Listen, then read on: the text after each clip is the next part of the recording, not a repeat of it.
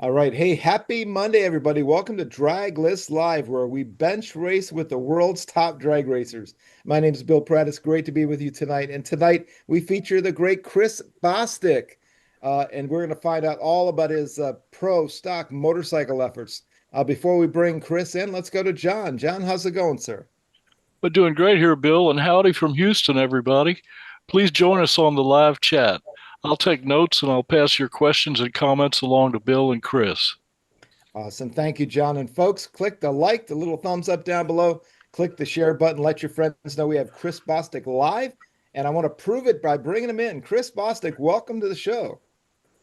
Hey, hi everybody. How are you? Glad to be here. I really appreciate you having me on the show tonight. Thanks, Bill and John, to both of you. So glad to have you on, man. We've had a little bit of chance to chat before the show. It's gonna be fun. We're gonna have a great time. But look where you are. That's an amazing space. Tell us a little bit about your shop there. It's a little more than a Oh, shop. yeah, no, I walked Bill around the shop a little bit ago with my computer, and I have a barn dominium. So most people, especially people that might be tuning in, they know what a barn dominium is, and I've looked at them, dreamt about one for quite some time, and about 5 years ago, I started a project, and it has come to full fruition. And it's a full home and it's a shop. It's 80 feet wide, it's 100 feet long, and it is 2 stories in a lot of the area. And so I have about 2,500 square feet of living area and at least 6,000 square foot of footprint for the shop. And we put, we have all of our work benches and lifts and all that kind of stuff in there. So it's truly a man cave. That's for sure. It was amazing. I got serious FOMO here on the East Coast. Well, you're welcome back to NHRA Pro Stock. You've been back since you took 15 years off, right, Nick, from like '04 to 2019. Is that the time frame? It is. I had an opportunity to move to Nashville, Tennessee in 2004. And I had been working for an automotive group, a large automotive group, the Greenway organization out of Orlando, Florida.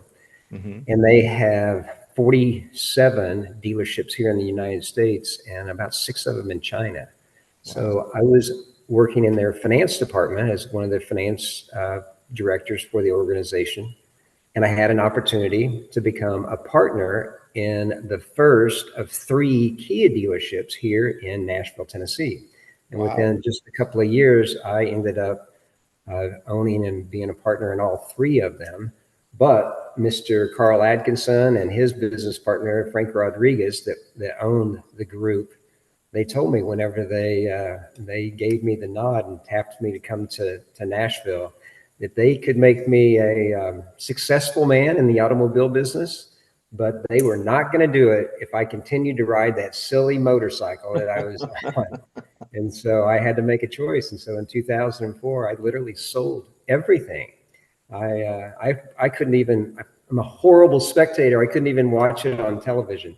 Wow. So for the next many years, I built the dealership, and we went from selling 25 cars a month at the first store all the way up to, once we had all 3 of them, really going well, we were selling as many as 200 cars per month per location. And I became that obnoxious guy that every time you turn on the TV in your area, it's like, hey, if you got a job and $149, I'd say it. So I I would was, pay so much money to see one of those. We should have uh, brought a clip. yeah, I I was love it. obnoxiously on television for many years. My kids grew up on television. Yeah. So sorry for them, but they all turned out really great. I have some really Yeah. great. Well, that's so cool. And that's a quality product, man. Kia's like some legit stuff. Oh Now yeah. it's Well, in 2004, whenever I first got here, not so much. I can remember actually having to call a wrecker to get it off the transport truck whenever they were delivering brand new ones because it wouldn't start. But they are really nice cars now. yeah. But What were you I sold thinking it. then? Yeah, I know, right? What did I get into? Well, no, it was actually good because I got into it very inexpensively, and then the cars truly became something that people actually would wake up and go, oh, I'd really like to have that. Because in 2004, there was nobody in the world that ever woke up in the morning and go, I've always wanted a Kia Rio. I mean, it just didn't happen. But now they're. Well, you know what? Well, we're about the same age, but you remember the first Civics came out in like 69. Those Sure. tiny, tiny Civics. Yeah. And it was like, what, a Honda? What, Yep. Have we all heard that, like that one story about the guy in the bar? It's like I've heard it from like 10 Vietnam vets. Yeah, man, I was drinking with this guy and he said, got this new kind of car we're gonna build. It's called a Honda. If you invest now, man, you're gonna be in. I didn't do it and I should have. Right. Of course, I've been in IT for 40 years, so the number of things I've seen come and go that I didn't invest in, Sure. I mean, I'd have been. I was working with Jeff Bezos when he literally was just selling books, and there's Wow. literally still an Amazon page on Draglist, believe it or not, with stupid Wow. books and nothing else. I need to work on that. Need a That's great. marketing partner. Anyway, That's let's talk about let's bring it up to the future. What's going on this year with your motorcycle program? Yeah, no, man, I am so excited that this is my second full year with Tim Kalungian, the War Team, powered by TK Motorsports. Tim Kalungian, a couple of years ago, had the opportunity and took advantage of buying the War operation from Jerry Savoy. And Gotcha. Jerry's a great guy. He's a good mentor. He's just a fantastic human being. And he gave Tim the opportunity to buy everything. I mean, the transporter truck, all the equipment, that's all the bikes, the engines, everything. Wow. And so this is my second full year. And I have to tell you, it is so much nicer to show up at the race and not have all the craziness that leads up to being at the race and then having to work on your own equipment, because they made it very clear to me that my job at the racetrack is to ride the motorcycle. And if Tim walks out of the trailer and he sees me even looking too closely at the motorcycle, he'll say, what are you doing? What are you doing? We don't need you over here, because his job is the crew chief to run the decisions and the tuning calls. And then we have Rick Elmore and Chris Parker, who are amazing. They're my two techs on my bike. So Tim makes the call, Rick and Chris, they make all the adjustments. And then whenever it comes time for me, I have 90 seconds. And that's, if you time it from the time that motorcycle starts and we do a burnout, we stage it and we turn off the end of the track onto the return road. It's almost identically each time 90 seconds. So I have a 90-second job a couple times on Friday, a couple times on Saturday, and it would be great to have it 4 times on Sunday. Right. Let's expand that a bit. That's fantastic. Yeah. Oh yeah, we've had Jerry on here before. He's a hoot. He's great. Yeah, So he is a hoot for sure. So he sold it. So he sold it all. He's out. Is that what I'm He understanding? is, yeah. You know, he came to the Charlotte race, and he was actually on one of the rental bikes. Uh-huh. So my full-time teammate is Chase Van Sant. Got it. And, Chase and his father Bruce and his mother Andrea Van Sant, they are amazing people. Just good, godly earth people that are truly just the salt of the earth. And it's an honor to be associated with the team and to have them as teammates. And it's just, it's great. I mean, we even have Keith Nichols is the lead tech on Chase Van Sant's bike. And he is always looking over, make sure that Rick and Chris don't need any help whenever he's caught up on chases. So it's a full effort. And Bruce Van Sant is the second crew on Chase Van Sant's bike, and he's the one that's adjusting my clutch. He's taking the measurements and the different spring weights and all of the hold off spring, everything that Tim says change. Bruce Van Sant is in the trailer with his little spring tester, and he's making all the changes on mine as well as Chase's. Well, it's got such a balance, right? To get that thing to the power and the balance and then the rider all together. And the adjustments. Talk about high tech. What did you see different? It comes to mind, and it's a 30-second old thought here, but between when you left in 04 and then you came back in 19 and of course the modern bikes now 6 years later, what sort of changed in that 15 years that you noticed? How much it costs to do it. No, it's a lot of it is still the same. You know, the very first 6-second pass that ever happened at an NHRA event, it was Andrew Hines on the V twin on the Harley, and ironically enough, I have the original first 6-second pass time slip. Wow. Because I was in the other lane. And obviously I wasn't the one that had the 6-second time that came up, but Andrew signed it for me. It's still in my toolbox now. That's awesome. We got the best view in the house, right? The biggest difference is there's so much more technology. I mean, Steve Johnson is the only one that is still running an MSD ignition and electron carburetors.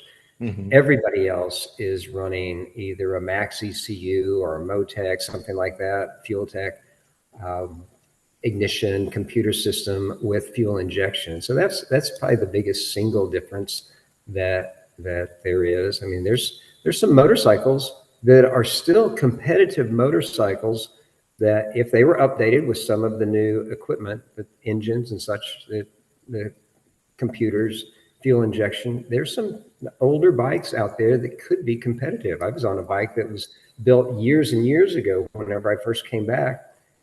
I rode one bike in 2019. The only race I made in 2019 was the U.S. Nationals, and it was supposed to be a one-time deal.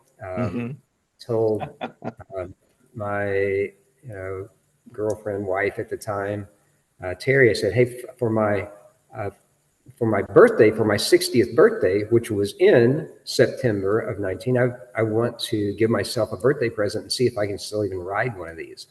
And that was the year after I retired and sold the 3 dealerships. And so I no longer had that commitment of, not being on one of these crazy motorcycles. Right. So I hooked up with Gary Stouffer and Greg Underdahl, and they put me on one of their bikes, and it was like, hey, it's like riding a bike. It was like I never got off. As I recall, a 714 at 187, right back in the saddle. Yeah. Nice. And so here we are 5 years later, and I'm still doing it. So I love it. So obviously I must have hit my head hard somewhere. Because it's one of my father-in-law's, late father-in-law's. Did you fall and hit your head on a rock? What happened? So so this year, you're rocking and rolling. So 12th at the Gators. I don't have all the stats for all the races, but you raced Van Sant in round 1, of course, Chase, and then up until the last couple of races during the countdown last year and the first race of this year, there were 6 times that I was head-to-head first round with Chase Van Sant. Oh my gosh! And so last year, I was on my own motorcycle. So it was a Mike Mullaney built chassis, and Mike was the same guy that worked at Vance and Hines whenever they were originally building the Suzukis that Richard Gadsden is riding now, and that Gage guy, whatever his last name is, that wins occasionally. Now Gage Guerrero is actually a really good friend of mine as well. But so this bike that I was on last year is a twin to them, and it has the Gen 3 Busa body on it, and that one also was equipped with the parachute that I debuted at the U.S. Nationals last year, and so people asked me, well, why didn't you take the parachute off? Well, I didn't take the parachute off. I'm on a completely different motorcycle this year. Right. Because last year that bike was so different, we didn't have the ability to use all of the information from my motorcycle to help both Chase and myself, a 2-bike team, to be able to use the information from running 2 identical bikes. And so this year, Tim and I and everybody's, we decided that we were going to run both of the war team bikes. And so my motorcycle and Chase Van Sant's motorcycle are both chassis that were built by the war team. They both have the TL bodies on them, and they both have same computers, same sensors, same airbox, same absolutely everything. And so, if you look at just the Ohio race that we just came from, he qualified, I think I was 11th and he was 10th. And our mile an hour, fastest mile an hour he had was 193 and I was 192. And we switched engines in both bikes. So we had 4 engines that we ran in Ohio, and we just didn't have quite the horsepower. And it wasn't that I wasn't riding as well or Chase was riding, not riding. We were both having a good event for us personally in our 90 seconds of the event. Right. But we lost some horsepower. And so whenever we left Ohio, Tim committed that he was going to be at the shop on the dyno in the build room. And before we go to Seattle, he will find horsepower for us. So I'm excited. And I know he will. He's that guy. I mean, he will. So that's kind of what's going on with the bikes. Great insiders. Well, just a quick congrats. You got that round win. Well, I was at the Route 66 Nationals, right? Yeah, actually got 2 Kelly rounds. Pons. Yeah, I got Kelly Pons first round, and then I had Gino Scali. I won that second round. So at the following race, I actually got to race in the Mission Foods Too Fast, Too Tasty Challenge, which was kind of cool. Nice. Yeah.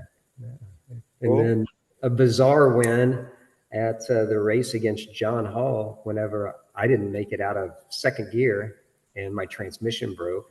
But John had an airline problem. He never made it off the starting line. So they knew that. The MSR team knew that. And I would have done the same thing. I would have gone and staged the bike. Yeah. But, in case in case he red lipped, then he would have, right. You got to stage the bike. Yep, absolutely. They knew they were never going to launch it, but got to do all the tips and tricks. Well, Chris, so we go to John and see what the folks on the chat line have to say for us tonight. Yeah, we're here from coast to coast tonight. Ford Purley says he checked out your pit area at Norfolk. He said it's first class all the way. Yeah, no, it's really cool because I still take the big, 28-foot stacker trailer that I pull behind the motorhome. And that's when I was racing out of my own camp. That was the setup that we took. But we take now that full tractor trailer, the full motorhome and RV, and I mounted the awning, the pro awning on the left side of it. So whenever I pull into the pits, we have the tractor trailer on the left side, mine on the right side, and then we can put their awnings out to where they're close to each other. And we make my area the hospitality area for our surf RV resort friends that show up. And I have a display bike, a bike that I actually bought from George Bryce. Everybody knows George Bryce. Has been around, the motorcycle racing, but that bike has a updated body on it and all the decals that look just like my race bike. And so it's in our hospitality pit, and we have a full-size Christmas tree, and that bike is wired to the Christmas tree. And so guests, fans can come in, get on the motorcycle. Many of them think they're on my race bike, but they can test their reaction time. It has an LED readout, and it's a fun place. It's a cool place to stop by for fans. Awesome. Yeah. Wow, man, great question. It took us to a place I didn't expect. That's terrific. Yeah. That's why we ask him. Who else is out there, John? Well, we have Randy Johnston in Northern California is with us. Rich Panicaro in New Jersey is with us. Corina Thompson, she'd had some problems getting onto the chat board in the past, but she's here tonight, and she says, good evening, everybody. And Jack Red in Maryland says, hello, everyone. Pete Mariello in Los Angeles is with us. He says, good evening. Nitro Alley posted, she said, I absolutely love Chris. He's definitely a class act on and off the track. All right, Allie. Yeah. I'm curious if my father was able to log on. My father's 85 years old, and he is in Oklahoma City. I sent him a link. I don't know if he was able to get on or not. His first name is Jerry, but my grandfather and he had a drag race team. My grandfather actually started it. They had Bostick Brothers Motors in Oklahoma City. Mm-hmm. So my father was born in Great Bend, Kansas. And very small known fact that my grandfather raced in the very first NHRA national event. And then by the time that event, which was actually held in Great Bend, Kansas, because most people would have guessed that it was in California, but it moved from there. And then it did come to Oklahoma City, and it was held at the fairgrounds. Well, the year that it was held at the fairgrounds, my father was now 16, and he drove a front engine gas dragster. And he has told me that he was the first person to ever go 150 miles an hour in a gasoline, not alcohol, not nitro, but gasoline powered dragster back in, I think it was 1956 or 1957 that happened. So cool. And we were looking, we found out your granddad's car from 1958 is on the drag list, thanks to Melba Shore, who gives us all our great 50s. Oh, really? That's very cool. So yeah, wow, small world. So what about it, John? Anybody else with a thought? Yeah, let's see. While we were just now chatting, some new chats came in. My personal comment on this is I've watched you race, and I cannot imagine the thrill of piloting a pro stock motorcycle. That must be the ultimate thrill, man. Oh, it's unbelievable. I mean, it's something that you can't describe. It's like watching childbirth until you actually see it happen. Just the experience of it is something that you can't describe to somebody. Riding a pro stock motorcycle is the same type of undescribable experience. From the moment you go wide open throttle, when all four of the pre-stage and stage lights are on, and now then you have 400 horsepower between your legs, and you have a rev limiter set at somewhere between 7,000 and 7,300 RPM, and you're about to throw that clutch like it's a hot potato. It's a adrenaline rush that you just could not imagine. And then we have to shift that motorcycle 5 times, 6 speed. We're going to leave in first gear, and by the time we are going through the finish line right at 14,000 RPM, we have shifted it somewhere between 13,500 and 13,900 RPM 5 more times. And it has to be on a 4-cylinder on the Suzuki. You have to be in a window of about 100 RPM, or it truly affects the run. Now, I've ridden the V-twins as well. I've been on Hector Arana's V-twin. I've ridden Corey Reed's V-twin. I've even ridden one of the MSR V-twins. And they are a little more forgiving on your shifts because they have so much torque. If you miss one by a couple hundred RPM, it won't kill the run. You miss a Suzuki shift by a couple hundred RPM too late or too early, and it will definitely scrub lots of ET off of your run. Wow. Do your crew chiefs check out the computer back there and give you hell if they Oh, they do. I got a lashing like I've never had before, and I'm glad that it happened, that he is that open, that direct with me, Tim Kalungian, after my run against Kelly Klontz in Chicago. I found the rev limiter too many times on that one run, and it was ugly. Thank God I won the race, but the engine was not happy because of the way I mistreated it. So. Yeah, just a lot of adrenaline. Was that adrenaline and just the thrill of competition, I guess? I'll tell you what it was. I mean, it's something I will never do again, especially after Tim and I had the conversation, because you can't lie. You can't say, oh, well, I didn't miss that gear. No, the computer will tell you exactly when the light came on, how long, it's called a duty cycle, how long the light was on, and when you push the button. Mm-hmm. And Tim, between my fifth gear and sixth gear, when I'm supposed to shift into high gear, I am on the rev limiter. And he looked at me and he goes, so were you looking at your shift light or were you looking at Kelly? And I said, I was looking at Kelly because I'm like, I'm going to win. I haven't won a first round since Dallas, 2 years ago. And I'm like, oh my gosh, I'm going to win a first round. I'm looking over at Kelly instead of looking at my shift light. And I'm like, all right. And I hit the button and it is not good on a high powered Suzuki or V-twin to touch the rev limiter, much less lay on it for a tenth of a second or more. Well, honesty is the best policy. What are you going to, especially when someone's got a computer readout for you? I don't care who's in the lane next to me. Does not matter. My job is in my lane on my motorcycle, looking at my shift light and keeping it straight. So. Yeah. Wow. Yeah. John, anybody else or you? Well, the comments and questions are coming in pretty quick here. Chris Parker said, Chris is the best.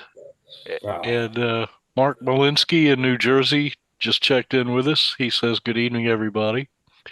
We had a kind of a funny exchange here. Alan Booth said, I forget who we were talking about, but he said he will probably tell you to cut that hair if he gets on. And Corina Thompson says, no, don't cut the hair. I think he's talking to his dad, maybe. I don't know. That's right. I got a haircut last week. They cut about that much off of it. That's great. The guys, Joe Costello and some of the announcers for NHRA TV and Fox, they have kind of tagged me as having, great hair, the best hair in NHRA and all that stuff. And so it has led to some new things that we'll talk about here in a little bit, but it's my personal take on that is it goes perfectly with your sponsorship. I know, right? Well, back whenever Terry and I were together, she said that I should let my hair grow because I didn't have the hair this long until I acquired the Surf as the sponsor. And she said, you kind of look like a California surfer guy anyway. And the Surf RV Resort is a really, really nice RV resort that's in Palmetto, Florida. It's part of the Zeman RV group. Mm-hmm. And they have 4 of what they call their signature resorts that are in the Florida area. But Terry said that I should grow my hair to where I'd look like a surfer. So it's so funny that people literally think that I'm from California and that the Surf, until they're corrected, is like a surfing company. And the truth is I have never stood on a surfboard in my life. I was born and raised in Oklahoma. There's no waves in Oklahoma. Well, I never have either. And I was out in Mission Beach in San Diego. I just sucked at it. But anyway, that's fantastic, though. I love it. Yeah.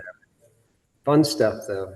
I've been having a good time with it. And the Leslie Taylor, who's actually put the deal together with me and the Surf, is a wonderful friend of mine that I can talk openly to and with about anything.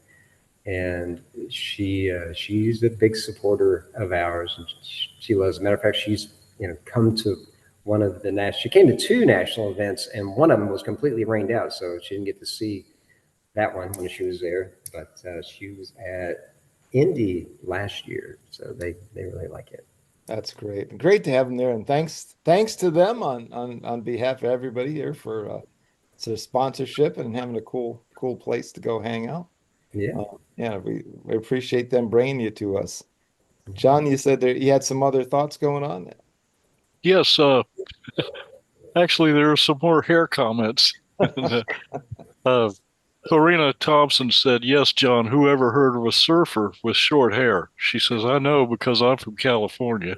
And I'm from the Texas Gulf Coast, and I grew up surfing down there, too, so I know what they're talking about. And Nitro Alley said, You must share your hair care regimen. You have glorious hair. Well, Well, I think, is all that a right. time? So Should we talk about that you now? want to talk about it? Yeah, let's talk about it. So let's Okay, tie so it all this, together. all right. So this was not supposed to come out until the 15th of this month.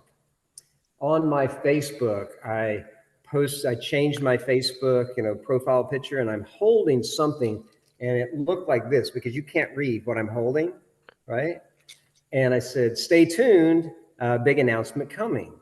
Well, the big announcement is because I was kind of tagged as great hair, best hair, all whatever it is.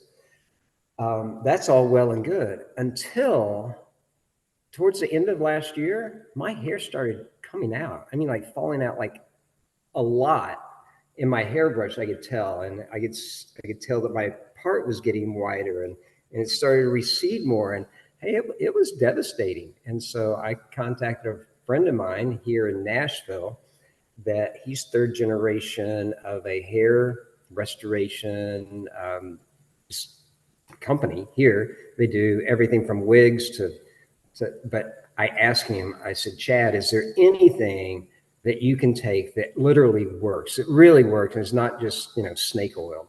And he gave me some products, a couple of products, and I tried some. But I found a product that is manufactured right here in the United States by one of the top 5 rated supplement companies in the entire United States. And they've been in business now for more than 50 years. And I started taking a hair supplement product. And the hair supplement is kind of like, everybody's probably heard of Nutrafol, or there's all kinds of different hair supplements. And some of them work and some of them not so much. But I found the product that had specifically the ingredients in it that are targeted just to regrow hair and make your hair that you have thicker, healthier, fuller. And so I started taking it and religiously every single morning for 15 weeks. And I would every Sunday after I would wash my hair the same, use the same hairbrush, use the same hair dryer every week, every day, every Sunday I would take the hair out of my hairbrush. I'd put it in baggies. And so somewhere here I have the 15 baggies. But in the first one, there was 171 strands of hair. And yes, I did count every single one of them, all the way to the 15th week that there were 43 strands of hair. That's 74.8% less hair that I lost. And so I've been taking it ever since. And I've worked out a deal with the company that has manufactured it. And I now own a company called Great Hair. So this product is going to be available starting on the 15th of this month. We've been working hard on a website. I have a great website producer or builder. Robert Russo is amazing at what he does, and he has built a really good website. The name of the website is greathair.biz, greathair.biz. And so I believe it's supposed to be live by tomorrow morning, but I think it's live right now that you could find it, greathair.biz. But it has, the product and story about it. There's a video of me on it. Chris Parker happens to be on it. He probably doesn't even know he's on it yet. But Chris Parker's picture is on it, and it tells the story and it shows real results. And so there's, Nutrafol sells theirs for $88. Well, retail on this is $88, but we're launching it at $59.95, and then there's some discounts if you like sign up for you can get up to 20% discount and free shipping, free handling. And then if some of the viewers send me a direct message to my Facebook website or my Facebook page, and I'm easy to find, Chris Bostick, the Facebook shows me holding a bottle like this, but send me a direct message and I will send you a bottle. Well, that's fantastic. Awesome. I'm going to recommend this to my son. He was losing his hair, and I think this will help him. Yeah, so Nitro Alley actually has some taking it. Larry Spider-Man McBride, he's on his second month. Nice. He's one of my test pilots, right? So he's on it. Joe Castillo has some product. It's something that I will promote, that I personally believe in because it works for me. That's So, great. you know, it's there's that. So that is So cool. that is what I'm going to launch. That's a new business for me. It's an online business. It'll eventually be on Amazon, and it's going to be launched on Facebook and TikTok and Instagram and all those platforms. But as expensive as it is to race pro stock motorcycles, I don't care who you are or how much money you started out with. It's it's expensive to do, and so hopefully this supplement will supplement my sickness for racing. And and take care of other people's with their And hair. take care of, and truly take care of people that are losing their hair. And so if you know somebody, or you have experienced some hair loss or thinning, I mean, just it's something that truly works. So if I didn't believe in it, I wouldn't promote it. And it's just because it's not going to change my life if you buy it or if you don't, but it might change yours. I mean, it truly affects people whenever they first start losing the hair, if that's been something that's been a big part of their life. And it was for me. Well, I used up all mine early. I do remember my first boot camp haircut. I knew that wasn't coming back. That hairline was way up there. Yep. Yeah. That's fantastic, though, and thanks so much. What a great offer. Thank you for making that offer to our Yep. So listeners, if you watchers. holler at me on a private message, and I'll send you a first bottle for free. Fantastic. Thank you. So I think that, John, does that wrap us? What else do we got out there? Man, the people are, Well, I don't do any work tonight. Yeah, the hits just keep on coming, man. Let's see. We had a funny exchange here between Rick Elmore and Chris Parker. Rick said, I'm sorry, Alan Booth said, "Save me a bottle for my mullet's comeback tour." And Rick Elmore said, "Your bald-headed crew guy needs great hair." And Chris Parker answered him. He said, "Rick Elmore, you have great hair. It's just on your back." And Rick also said Chris Bostick is great doing his job for 90 seconds. Very professional and tons of fun. Rodney Potter just checked in New York, and he says, "Hi, everyone." Nitro Alley had a good question. She said, "What has been your greatest obstacle, and how did you overcome it? And what has been your most memorable moment in drag racing?" Good questions. Come on, Allie. Allie's trying to get my job.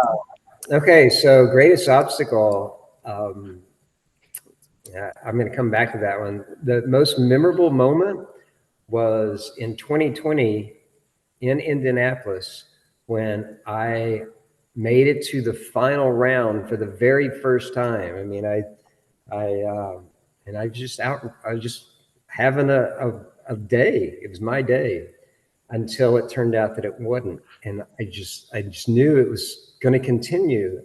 Go to the starting line. Starter tells us to fire the bikes. I fire my bike. Karen Stouffer is standing right next to me. Greg Underdahl is the one that actually fired the bike. Angel is in the left lane. They fired her bike, and then she told them to shut it off. Well, we shut it off because whenever they put the lever that actually moves the clutch plates, they put it on one notch off. And so whenever she went to pull the clutch in to put it in gear to do her burnout, it would not disengage the clutch. And so she couldn't put it in gear. And they were feverishly working on her bike, on the ready line, for more than 6 minutes, 6 minutes and 38 seconds exact. Isn't there a timer or something? Or did they implement that later? And the starter kept telling me to start the bike. And Karen Stouffer is sitting right next to me and said, "Chris, let's be good sportsmen. You are just going to do your job. They're going to be so rattled over there. that you just keep doing what you're doing. And people came here to see a race, and today's your day. And be the sportsman that you are. Be the person that you are. And I didn't even need her to tell me that. I wasn't not going to wait until they said we're done. Right. As long as they thought they could get the motorcycle to make the lap, I was going to wait for them. Wow. And I don't know. I would hope that she would have done that for me. She's been a very good friend of mine for a long, long time. I first met her when I took the Frank Holly's motorcycle drag race school in Gainesville, and George Bryce was teaching it. And that was a million years ago. But they got it fixed, and she dropped like a 004 reaction time on me. She wins the race. But no, I was so happy just to have made it to that final round. So that's probably my most memorable. Probably the That's most awesome. memorable. Well, when you win it, you're gonna earn it all the way. It's gonna be great. You're a heck of a guy. A lot of people I think would have not done that. I had to look inside my heart. Would I? Yeah. I mean, especially because the starter said, fire it up, let's go. And we didn't, we waited. So I feel good in my heart that I did that. And am I sad that I didn't get the Wally? No, but I feel good as a person that I feel like I did the right thing. So awesome. There's that. Let's see. And the other question was most challenging. Yeah. The most challenging was wow. The most challenging. I mean, I've been so blessed. I have worked really hard and have been successful at the things that I've really tried to do. But the most challenging would probably be just the time that it takes away from everything else. Because like a Western swing, I'm not driving there this year. This is the first time I'm not going to drive to Sonoma. However, we still have our surf display bike, our Christmas tree. We're going to set all that up, and we have, a bigger space. And so all of that's still going to be there for our hospitality area. But it's 90 hours. Wow. Of drive time from Nashville, Tennessee to Seattle, Washington, on to Sonoma, California, and then back to Nashville. It's $3,600 worth of diesel fuel and 90 hours of watching the windshield. And last year going out there, we had a front tire of the motorhome blow, and that was another $2,800. And just, so the challenging is the travel and the commitment that you have to put into it. But if it's something that you love as much as I do, as long as I am healthy enough and not going to jeopardize, my retirement quality of life whenever I stop, I have an amount of money that I'm not going to spend. As long as I can stay within those boundaries, and I will, I'm going to do it. I love it. I love the people. I love the fans. I love my teammates. The adrenaline, the competitors that I race against. Most of them are really good. Some of them I have some mixed feelings about now, but other than that, it's all good. It's a competition. So it is a competition. As a seasoned veteran who came back, what advice do you have for someone contemplating a comeback in their 50s or 60s? Hey, I think that if you can physically do it, I am better at it now. I'm 65. And during the countdown, I mean, there's all the stats. During the countdown, I was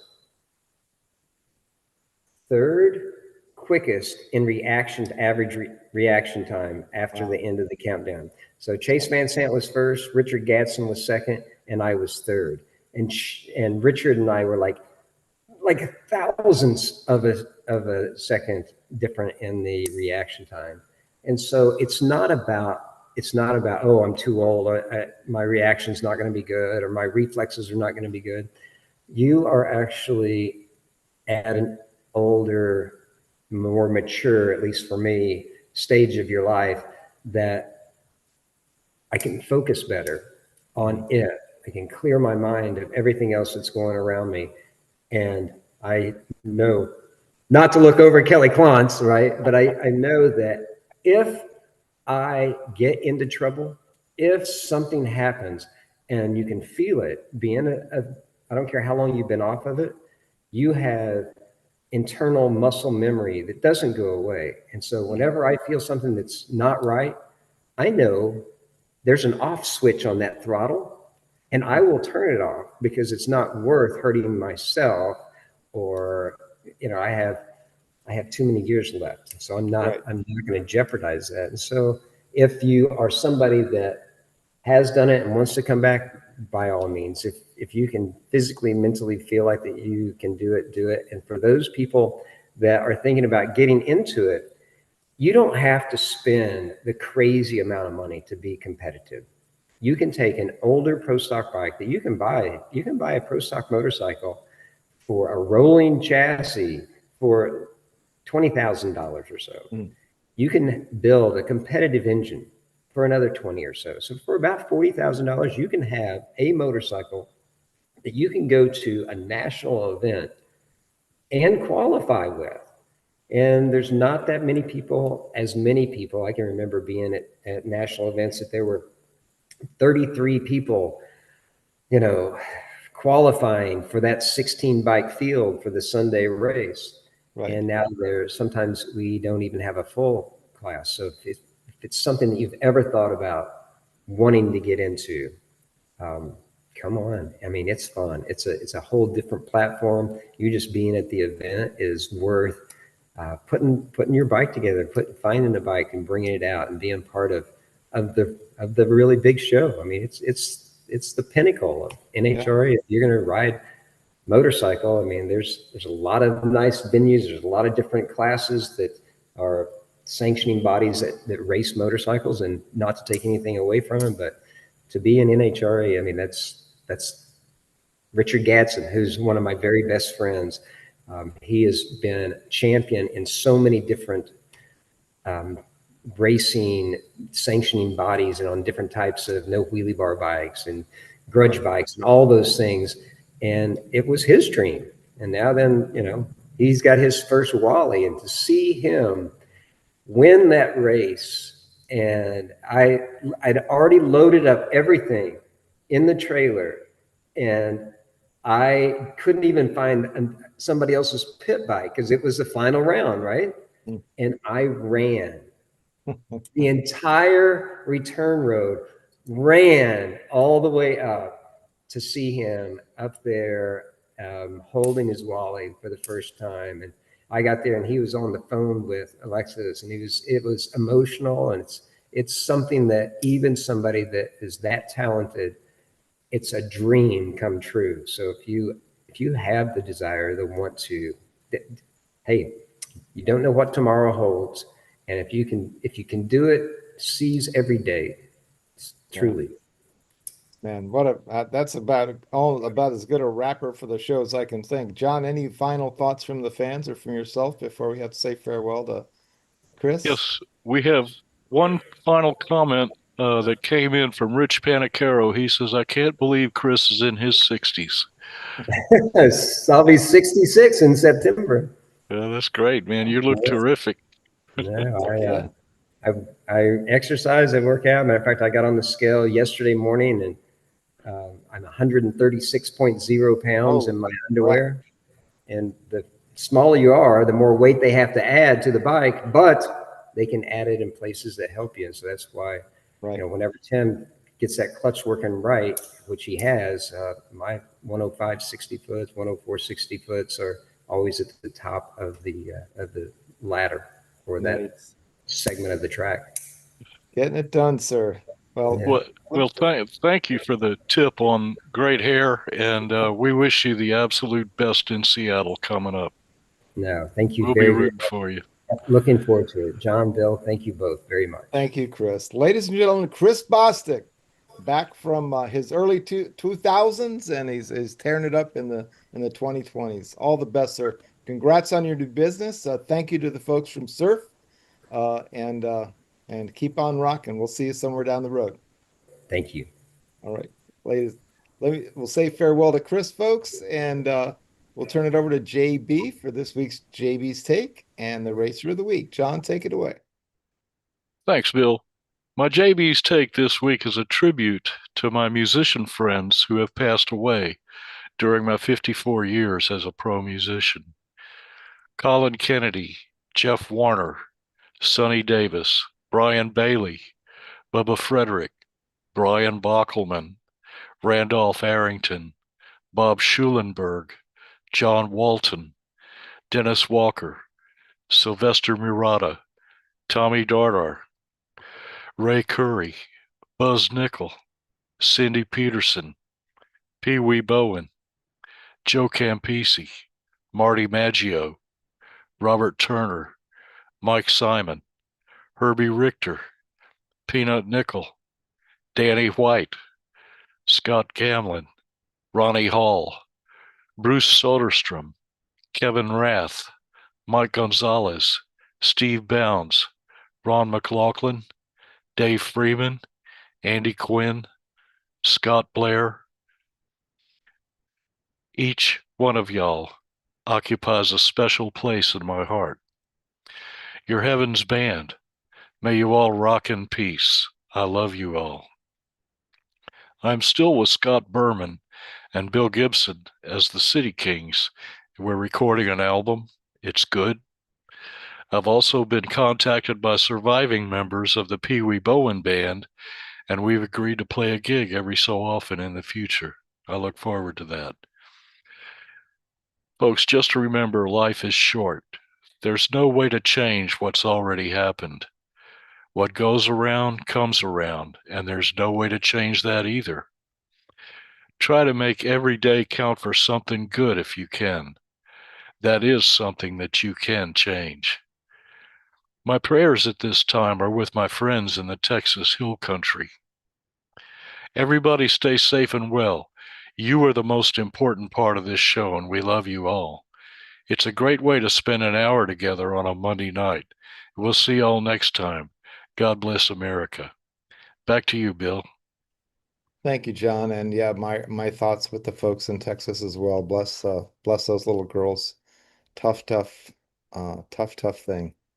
Mother Nature. And let's move on with our show though. The things we're qualified to talk about, except to give love and prayers. Um, so back to the day-to-day, the Facebook videos have all been copied to my PC. So all of the Drag List Live videos are safe. The MP4 videos are now saved. For those who weren't aware of this, we've been talking about it a few weeks, but Facebook has determined that they're going to delete all of their Facebook Live videos as of today. I don't know if they've done it or not. I haven't gone to peek, but we beat them to the punch and got all the videos downloaded. So my man Sharon and I are working on a way to get them bulk uploaded here to YouTube. But that means taking these ridiculously long, crazy file names and converting those to something usable. And also, we'll have to go back and get the thumbnails like of John's terrific posters for each one of those shows and probably upload that as well. But the cool thing is we're not going to lose them into the ether because Facebook decided not to do videos anymore. So looking forward to getting those up here. Lots and lots and lots of good stuff. And it'll be great to have it all in one place. So crisis averted. Let's talk about our upcoming guests. Thanks to Ms. K. July 14th, next Monday night, folks, Ida Zetterstrom is going to join us, the European Top Fuel champion and NHRA contender out there tearing it up. She's just doing a great job, hitting lots of 370s, looking for some 360s. And so she can jump it up and win a few more rounds, but she's just doing a great job, partnered with our friend Alexis DeJoria. And so Ida Zetterstrom next Monday night. On the 21st, it's the Quadra Boys, the NHRA Pro Stock family. Three brothers who drive NHRA Pro Stock, plus Pop Fernando Sr. We will figure out how to get them all mic'd up and on here. It's going to be a heck of a thing, but it's going to be a lot of fun. The Quadra Boys on the 21st. On the 28th, announcing this tonight, Matt Stutzman, also known as the Armless Archer, This is a guy who does competitive bow and arrow work without any arms. He also is a racer using special equipment to race his cars. So I can't wait to have Matt on here, an inspirational guy that's not letting anything stop him. And he's coming up on July 28th. Matt Stutzman, the armless archer, joining us on the 28th. On the 4th, announcing this for the first time tonight, folks, top alcohol funny car star Maddie Gordon, the second generation racer, is going to be joining us. She's made a splash in the top alcohol funny car class. We're looking forward to talking with Maddie. On the 11th, we are off. I'll be off for family vacation here, going here and there. So we'll take the week off there on August 11th. On August 18th, we come back and make up for it by bringing you Jim Brewer, the legendary Peacemaker wheel stander. Jim's probably been driving wheel standers about 50 years now, and each one wilder than the next. I mean, he's had Cadillac wheel standers, 33 Willys wheel standers, all kinds of crazy stuff. Jim Brewer out of Cleveland, Ohio, one of the greats. And then 25th, we're still looking at it. Kay probably sent me somebody there for I'm trying to keep my records in sync. We don't have anyone there. We are off for Labor Day, but on the 8th of September, announcing this for the first time, the return of Johnny West, the legendary funny car racer and tuner, is going to be coming back and joining us. And so we've had Johnny on the show a couple of years ago, and he's just an awesome guy. And he's tuned some of the best. It's one of the best minds in the sport as far as getting the most out of the least budget, I think, with running nitro cars. So Johnny West coming in on the 8th, and then rescheduled because he had agreed to come on August 11th, but then I do have to take that off. But Chico Kodama from Moon Eyes is coming on the 27th of September. So a couple dates left for late August and a couple dates in September, but Miss Kay Turkelson is picking them up and putting them down and finding us amazing names. And in fact, she shared a couple with me over the weekend that she's after and have indicated they'd like to come on. It's just a matter of putting some dates down that folks can agree to. So thank you to Kay, and thanks to all of our great guests, past and future. We got a lot of good ones coming up. Let's go on to our saddest part of the show. This is those we lost, our friends that have passed on this last week. On the 25th of June, we lost Jack Arnew. Jack was known as the Wizard of Front Ends here on the East Coast. He worked on numerous East Coast stock and super stock cars. Jack was also a member of the Legion of Honor that the late Darwin Dahl hosted. And in fact, Jack got his award a couple years ago, the same year that I was honored to stand on that stage with him and some of our other contemporaries. Well, really, I was a punk kid and all these other really real stars were there, but I was absolutely thrilled to know Jack Arnew, and I'm saddened that he's passed on. But farewell, Jack Arnew, very, very well known in Division One here on the East Coast for stock and super stock. On the 26th, Richard Hotard of Hotard Automotive passed away. Richard ran a Sportsman dragster down out of the Louisiana section, but his Hotard Automotive had a very well regarded in this company down there in the Louisiana. So farewell to Richard. And then on the 29th, folks, one of the greatest drag racing names of all time, Jerry the King Ruth, has passed away on June 29th. Jerry, of course, raced Top Fuels for years, record holder, champion, world champion indeed for the NHRA. And then he also raced funny cars, and the Pay and Pack Mustang is one of the legendary funny cars you remember racing in those early 70s. Jerry King, a friend to a lot of folks. I know that our friends up in the Northwest knew him very, very well. He raced primarily out of the Northwest, but then, as I indicated, came around and ran the NHRA tour for many years, and in 1 year winning the world championship. That's back in the days when you won it by winning the world finals, by gaining enough points in your respective division and at various national events, and everybody met for one big race at the world finals, and that determined the world champion that year. And people people bitch about the countdown these days. How would you like to win or lose the world championship at one event? That's how it used to work, guys. So Jerry the King Ruth, farewell, sir. One of the true greats in the sport of drag racing. Jack Arnoux, Richard Hotard. Farewell to all these great racers. Condolences to their families and friends. And thanks for the thrills over the years. So with that, John, let me go to you for any final thoughts from you before we do a wrap. Your thoughts, sir? Well, I had a great time tonight. Chris Bostick is really a cool guy. And, he's a very down-to-earth person describing how he got into the sport and how his bike works. And he even had advice for people that might be interested in getting into this. He's a really great ambassador for the sport, number one. And number two, he's just a terrific guy. I totally agree. And it was a blast. And I had the chance to talk with Chris before the show came on. So we chatted probably about 20 minutes or so and just had an awesome time. So we want to thank Chris. He was great. And always thank my brother, John Bockelman, who's always amazing and always repping our Super Crew shirts, although there's not many of those left. Remember a couple of months ago, I said, hey, let me know if you want one. I have that list somewhere. You can't trust me for that kind of stuff, guys. There's just a few left. I'll get them out to you.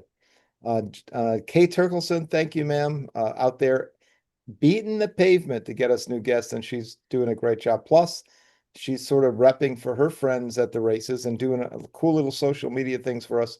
Kay's a valued part of the team. Of course, Rob McCabe is keeping those lists up to date. By the way, Rob hit the road himself. He was attending the NHRA Division I race up at Lebanon Valley, New York. And he sent us a race report with photos. So look on the front page of Drag List right now, folks. You can see Rob McCabe doing a race report from Lebanon Valley. Very cool stuff. And Melba Shore was so cool because I was able to sit down with Chris before the show and go back in draglist.com and actually see the entry where his grandfather's car was racing in 1958. In the gasser class, and actually won B gas that year. So thanks to Melba Shore for getting us all that great 1950s era stuff and putting it on the list. Thanks to Ron Toombs for all the amazing updates he does. And John Mernon II put a couple of great photos up along with some entries for Dom Perdome. And he keeps on doing. Of course, thanks in heaven to our buddy Danny White, who did this for us for so long. Thanks to Jeff Gilder of Zeus Digital Marketing, Racers Reunion Radio, and Wingding Media. Click the like and share buttons. Once again, like is that little dude down there, the share. And over here, this little square that says Drag List, that is how you subscribe to this channel. So please do that. And we'll see you every single week. And finally, check in on draglist.com every day to see what's new. We have Ohio Dave Oaks has got a photo review up from NHRA Norwalk, which is very cool, of course. And we have the brand new Rob McCabe story from Lebanon Valley, as I just noted. And then beyond that, let's just say adios. We will see you next Monday night, July 14th, for Ida Zetterstrom, former Top Fuel, European Top Fuel champ, and big-time NHRA contender who's just looking for her first win this year. So see you then. Have an awesome week. And until then, on behalf of John,